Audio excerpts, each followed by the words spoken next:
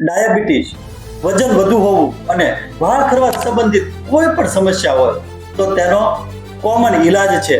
અને એ ઈલાજ છે મિત્રો આપણા રસોડાની અંદર, કે જેને આપણે મેથી કહીએ છીએ. મેથીમાં રહેલું ગ્લાક્ટોમેનન નામનું ફાઈબર જે બ્લડ શુગરના સ્તરને ધીરે ધીરે ઓછું કરે છે. અને બીજી વાત કરું તો ઇન્સ્યુલિનને સક્રિય પણ કરે છે. અને મેથી પાચનમાં પણ સારો એવો સુધારો કરે છે અને મેટાબોલિઝમ પણ વધારે છે, જેના કારણે આપણું વજન ઓછું થાય છે અથવા તો યોગ્ય થાય છે.